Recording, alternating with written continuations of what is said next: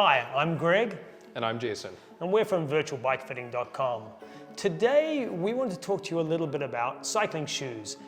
Everybody talks about the bike and the clothing they wear and everything else. And there's always discussions about shoes. And we hear a lot of questions from people on forums and clients we work with about shoes. So we're going to have a little bit of chat about our thoughts and maybe some things which can help you. So what is a cycling shoe at the end of the day? And for me and for us, it's a piece of equipment that needs to integrate and increase your performance and comfort at the end of the day. There's many different styles, shapes, sizes, lengths, and today we're going to go over some of the stuff that we talk about. One of the first things which we always get asked is, depending on which type of pedal you're working with, which type of shoe is going to be best for me. And you can basically break cycling shoes down into two categories. Actually, let's say three categories. The first category being the traditional Peloton shoe that you work with, which is using the red Delta cleat, which works with the original pedals. The next type of shoe is the SPD or mountain bike style shoe, which instead of having 3 bolts has 2 bolts, and typically works with a pedal which is double-sided. The third type of shoe, which I think a lot of people overlook, is just a normal flat shoe. That might be a cycling specific flat shoe that you use, say, in downhill mountain biking or BMX, or it might be a regular training shoe, and we can talk about the benefits of each type of those shoes. Yeah. I think it's interesting. Most people ask, do we only recommend a cycling shoe that we integrate or connect directly to the bicycle with?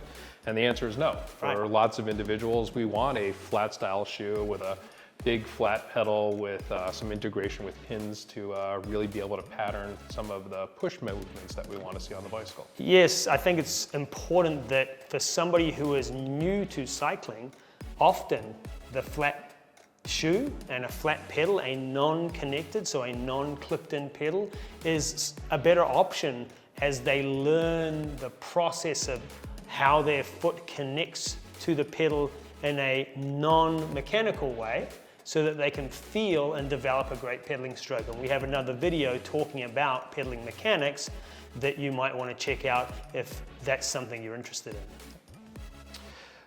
So what shoe is kind of best for me at the end of the day? Well, that's the $1 million question. It really depends. And that's defined by a number of different things. The size of your foot, the shape of your foot,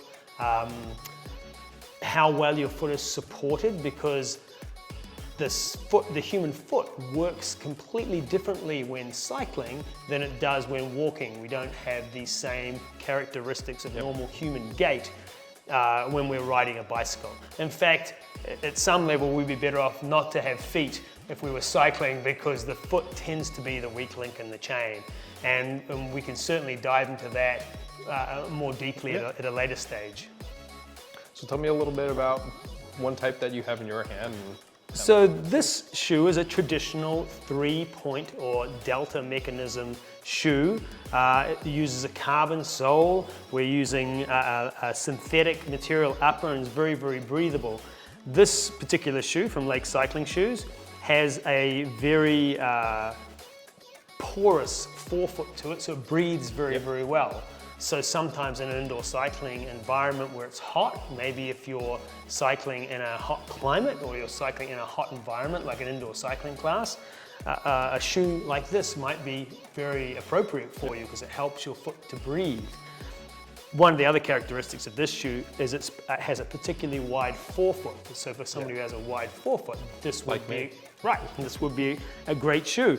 But this sort of shoe, even though the shoe that you're holding shares the same distinction as being a Delta shoe with a carbon sole, it is a distinctly different shoe for a completely different type of foot. Yep. And so this type of shoe in through here, we'll see a couple of different mechanisms on how it closes, but it's really about the overall shape. We'll still have a big, broad base to have a good base of support for us to be able to push down through, but we're gonna have an upper material that has slightly more rigidity to it, and depending upon some of the factors that you have with your individual foot, if you have any big bunions, if you have hammer toes or anything like that, then a shoe similar to that might be more beneficial.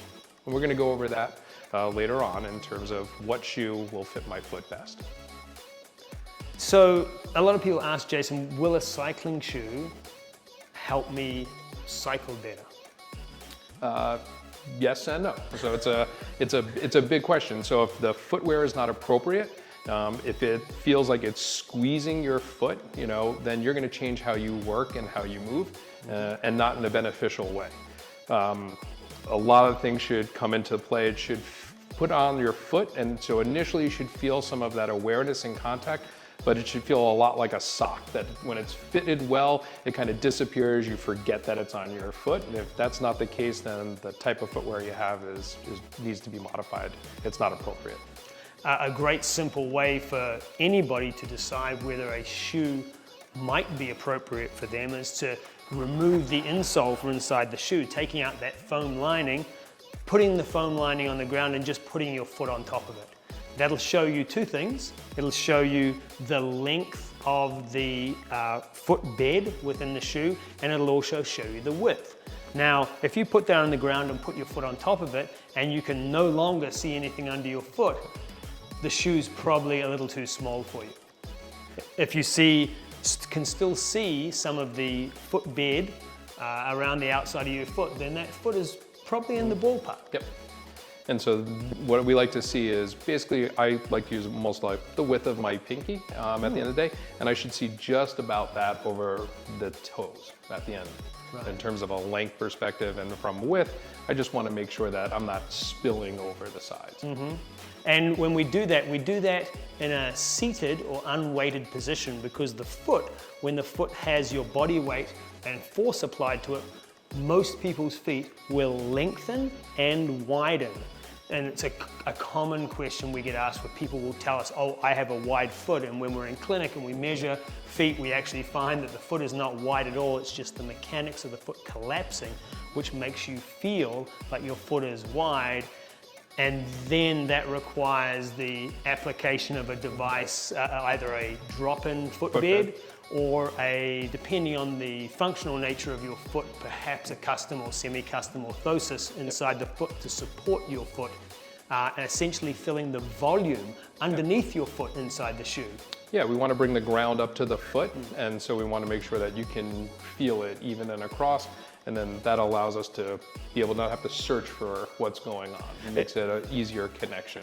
Right. One of the interesting things about the human foot is very high in proprioception, so that's the feeling through the foot, and your brain is getting back a lot of information from your foot all the time. So if your foot is in a shoe and the sole of your foot cannot make contact with the shoe it's inside, a lot of the information getting back to your brain is lost. Lost. And it's the equivalent of, say, having a 4K television and having a television with bunny ears on it. With bunny ears on it, you can still sort of make out the picture and your brain is really good at joining the dots. But when you have a 4K receiver, the imagery coming back is much, much clearer, and the muscles and the motor patterning can respond in a much more effective way. Yeah, and a concept that I like to work with is if I was just take my hand and just lay it on top of the end of my thigh by my knee, my hand can feel everything that's going on, but nothing feels like it's pushing aggressively against my hand. And when you put your foot inside the shoe, you should be able to feel that same sensation with also not having to tighten down the material all the way as if we're trying to drive it completely down into the shoe.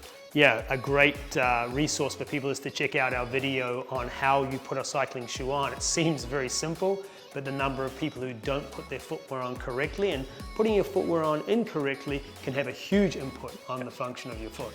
And this is another reason why I'd always make sure that we take our shoes off of the Peloton or the bike that we are riding, so we can make sure that we have the ability to really get into that shoe well, put it on correctly, and we'll make sure that we're getting a much better cycling experience. Next to your cycling shorts, it's a piece of equipment you should spend time making sure you put it on correctly, because it will impact. Like if you don't put your shorts on well, that can be uncomfortable, and the same thing can happen with your cycling shoe. A question people always ask us is, what should they look for in a cycling shoe? And there's a lot of different materials which can be used in making cycling shoes, both in the upper of the shoe and the sole of the shoe. And there's a couple of things you should be looking for. fundamentally, we want a shoe which offers 3 elements. In a cycling shoe, we want the shoe to be rigid in the plane that we're putting force down. So you can take a shoe, put your hand on the heel, hand on the toe, and try and crush it together. That shows that the shoe is very, very stable. You'll feel it. If it folds in half, probably not an optimal cycling shoe. Might be a great shoe for something else. Absolutely. But as a cycling shoe, we want that solid platform, and that's why a lot of manufacturers use a carbon sole or a fiberglass resin. Reinforced sole. The next thing you want to be looking for is how your foot sits in the heel of the shoe. So here in the back, the counter of the shoe as it's described, we want the heel bone sitting as deep into that shoe as possible.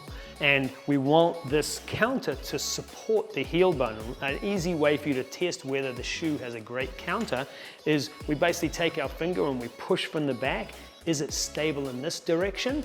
And then we push from the side with our thumb, and is it stable in this direction? And interestingly, when we look at this shoe, this shoe collapses. Yep.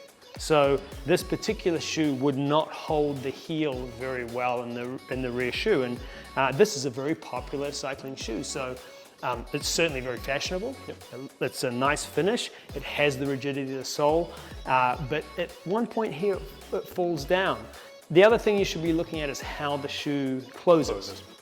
And this shoe, it has a single strap which crisscrosses and puts pressure down on the foot, whereas you take the traditional Peloton shoe, and the Peloton shoe has 3 buckles here, the ratchet buckle at the heel, which holds the foot in the back of the shoe, and these 2 closures. So this particular design of shoe gives you a lot more control of how the shoe closes around your foot. And the shoe Jason has is a little bit different again. Yeah, so this is a shoe by Lake, and this is their version of the MX 242. They make a road version as well. What's nice is for someone, especially like myself, who has some bunions or other bony prominence of the foot, is we've got extra segments here, and so all these have the ability to adapt to the foot. And so we want to have a piece of footwear that requires the least amount of modification. Mm-hmm. And bouncing back to, we talk about the rigidity and the stability of the heel cup, is when that shoe is on our foot, we don't want to be able to take our finger and drop it in and be able to have that pull all the way out. Mm-hmm. And so we want that to feel pretty snug, but not being obtrusive, or overly restrictive. And so this shoe, again, multiple different closure points where we can really fine tune across the board. And so for lots of individuals, especially with a high volume foot, as well as any big bony prominence, works out really, really well. So if you take your hand and you put it over your foot and you feel something kind of pushing out, a shoe similar to this would be a really good choice. So how do we go about finding the right cycling shoe for us? There's a couple of things that play into it. I like to, again, go into what we discussed earlier, which is being able to put your foot down that footbed if you already own a shoe to decide whether or not the one you have is correct. And then there's several tools. Lake has a really good shoe finder. It's one of the reasons why we've kind of partnered with them. Varied price points, and they definitely have something that will fit everybody, both between road and mountain. It's an interesting point. Like when you look at shoe manufacturers and people say wide or regular, a lot of the time that sizing is like looking for t-shirts. Yeah. Unfortunately, a medium is not a medium. Right. And so a medium in one brand is not a medium in the other. One of the things we recommend you do if you want to find the correct fit is take a piece of white paper, 8.5 by 11 piece of paper, put it on the ground while you're sitting down and trace around your foot. By tracing around your foot, you can then take a tape measure and measure the length and the width of your foot. Doing that with both feet will show you if your feet are symmetrical, and typically people tend to have one foot a little bit longer than the other, and the longer one can be narrow or wider. There's lots of variation available in shoes, so and foot sizes. So that's a great way to go through and definitively figure out what size foot you are, and a good shoe manufacturer will actually quote their shoes in a metric measurement, similar to the way the ski industry does ski boots, to ensure that you're getting into the right length and the right width shoe. And I think that's one of the most important things is we often get asked, or we find when we work with clients that when they have a foot that's overly wide relatively, they try to size up and make it longer to accommodate what's going on. And I kind of talk about sometimes moving to a longer twin mattress when you need to sleep on a queen is not appropriate, right? And then further, when we start talking about cleat placement, the longer we get, it impacts how and where we can also orient that cleat. So some manufacturers of shoes have very limited range to begin with, but if we far exceed the length of the shoe to accommodate width, then we're again moving further out of that where we need to get that cleat to go. Yeah, great point, Jason. So we talked about the volume underneath your foot, and what we're referring to there is the arch height. The interesting thing is a lot of people don't understand that we have 3 arches within the foot, right? An arch on the inside, an arch on the outside, and then an arch across the toes from the little toe to the big toe, or maybe back the other way. But looking at your arch structure, that can help us define if you need to have additional support inside your cycling shoe. Unfortunately, in the cycling industry, it doesn't matter who it is, whether it's a top-of-the-line Italian racing shoe or an entry-level shoe, the manufacturers typically only put the same type of foam inside the shoe. And these foam inserts don't offer you adequate support, regardless of who the manufacturer is. Yeah, and you can see that the material is very flexible at the end of the day. And going back to that concept of bringing the ground to the foot, an awareness level of where we are. And there's other mechanisms of proprioception and how the nervous system works. We can help stave that off and allow the body to work more naturally and fluid. As opposed to be rigid. But these are all just placeholders, right? You know, in reality, some make a better placeholder than others, but arguably most individuals need a better product that goes in at the end of the day. So the question is, how do you decide if you need this insole? And a great way for you to do it is just wet your feet and walk over a piece of concrete or something which will actually, like you would at the beach, even if you live near the beach, walking through the sand, that will allow you to see what the shape underneath your foot is. And typically, the longer the distance between the marks, the more you need support. And there's lots of different options for you, either from what we refer to as a drop-in, a basic support, through to either seeing a professional like Jason or myself to get semi-custom or custom-made insoles for your shoes. And I have a lot of people ask, Jason, I already have orthotics for my running shoes. Is that going to work for my cycling shoes?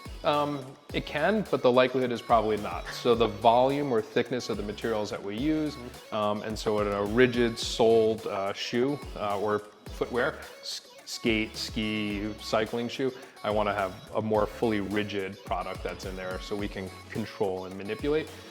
From a drop-in perspective, most of them we can do some stuff with at the end of the day. And so I think a good drop-in at the end of the day works really well for most individuals. If something is going on beyond that and you still have a little bit of pain or discomfort, then maybe we need to look at a semi-custom or a full custom. But a really good drop-in footbed will do wonders. It'll do a much better job than what we have with a stock footbed from most companies. Yeah, I know in my clinic, people come in to see me for bike fit.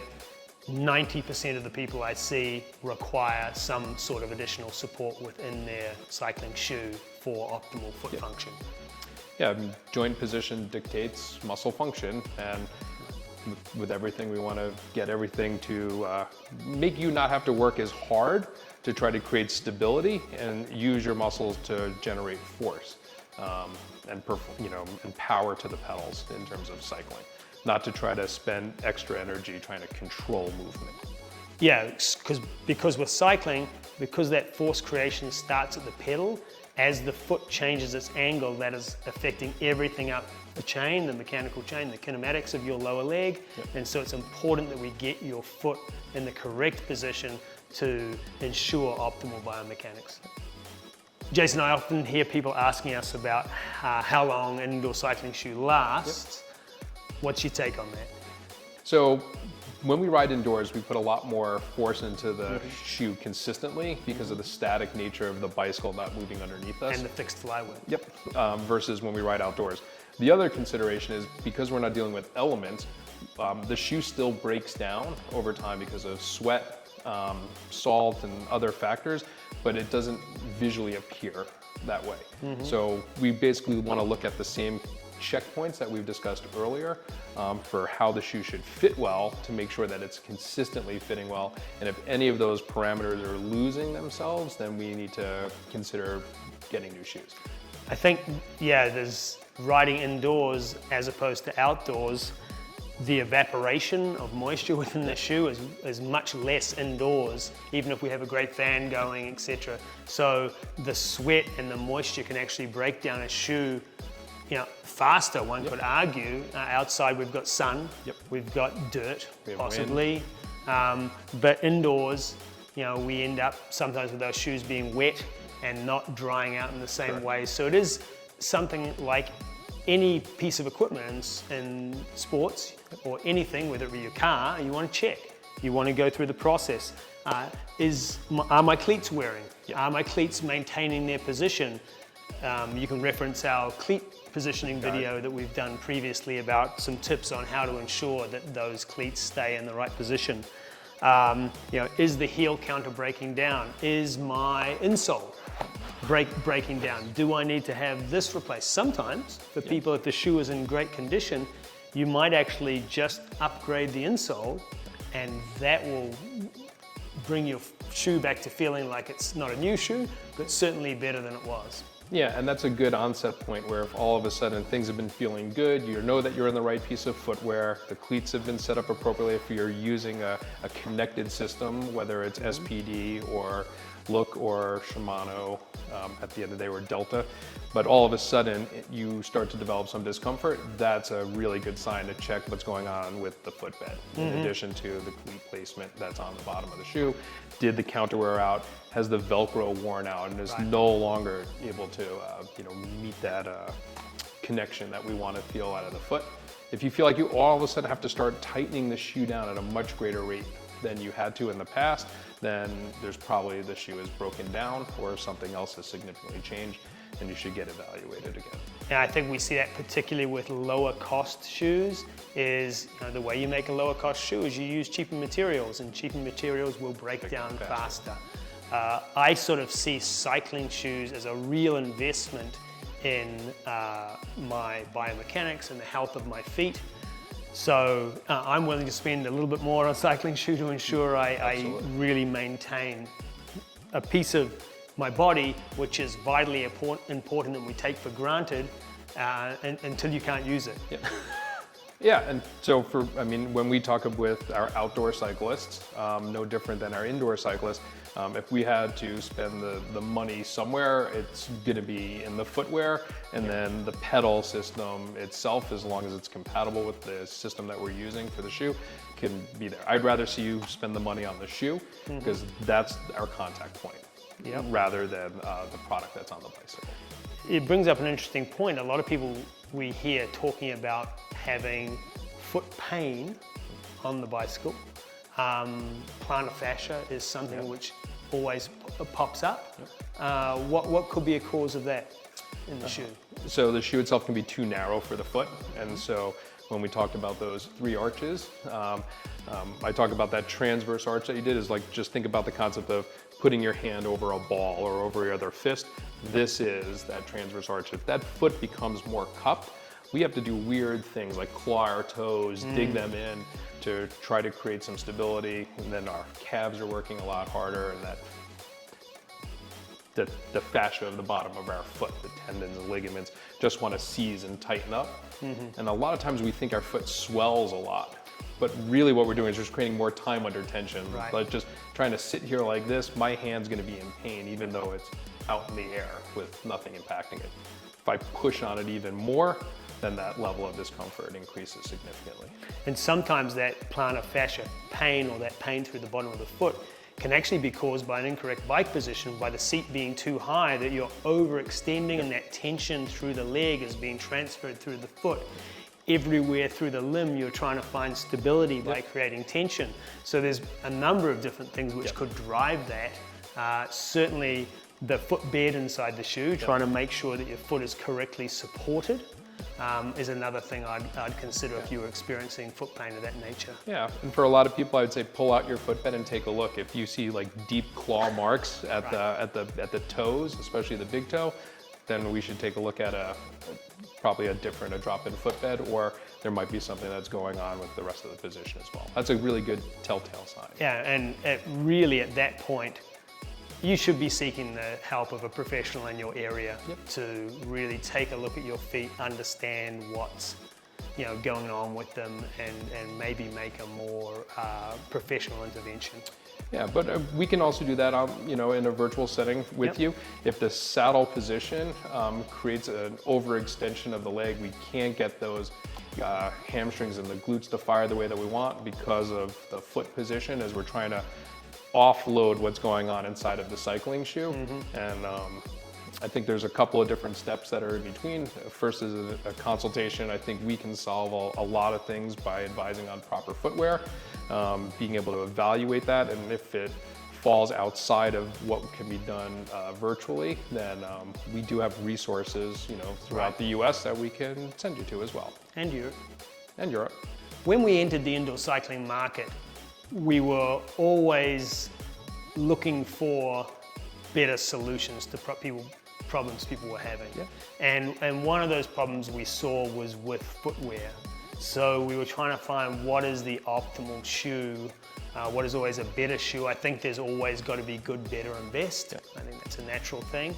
And we were, through our interest in the outdoor cycling world, we were able to work with Lake Cycling Shoes, a company out of Europe who has a long history in cycling shoes. And we have created an alliance with them regarding both selling their shoes and moving forward with design and information regarding new shoes. The reason we partnered with them was pretty simple. They offered a very wide range of shoes. They have very high quality materials, and they offered us multiple solutions for foot shapes and different constructions of shoes, and both a 3-hole Delta configuration and a 2-hole SPD configuration. And it certainly allowed us to bring more options to the consumer. So, I mean, arguably, I don't think that there's a bad shoe out there other than very low cost shoes that, like we talked about, the wrong shoe for you. The wrong shoe for you. Most manufacturers are really offering one shoe with different materials and just escalating price points and some colorway options. What Lake has brought to the table for us is a variety of different product that is, kind of funneled. If your foot looks like this, these are the models that fit in through here. If you fall into this, then we have a choice and selection of shoes in through here. And I think that's what makes them a little bit more unique. And for us, working with clients, it gives us the broadest product range and the broadest price point structure to ensure that we can get the right footwear on people. Yeah, and there's plenty of good shoes out there. Certainly the traditional Peloton shoe, there's a lot of misconception out in the market that is a bad shoe. The shoe itself is a really good shoe as long as it's the right shoe for your foot. It has great closure, it has a very stiff sole. I don't think there's many negatives about that shoe unless it's just too narrow for your foot. I think it's a good piece of footwear. I mean, it's a classic design that's been used for a while, and there's no reason for that to have changed. It has a secure closure, but again, some of us have feet that are just insanely unique, and they will never work in that particular product. Right, and as a solutions provider, our goal is just to offer you something which works and be more of a provider of information, but we also sell solutions as well. One of the most interesting questions we get from our clients is, what if I have one foot bigger than the other, or two different size feet? And using our measuring system, you can really define that. You can actually go, okay, and tell us, okay, I've measured my foot and it's 5 millimeters, 10 millimeters, whatever. We actually have a solution for that. We do. So we have clients every once in a while, and we just had one the other night that we work with a size and a half difference of their foot, and that's measured. In the past, she had to buy 2 pairs of shoes. Correct. At the end of the day. One unique feature, in addition to the custom colors and colorways, not only colorways, but you can put your own logo if you want Right, to if you on wanna a go down link that cycling road. shoe. But you can buy a staggered pair of shoes at the end of the day. So you can buy a shoe in 2 different sizes. You're only paying for 1 pair, and they're delivering the solution that fits the feet. And again, that allows us to make sure that we're also able to get cleat placement if we're looking at a integrated shoe. We're working with integration into a pedal in the same way. Yeah, and I think Lake is the only provider in the industry which offers that solution.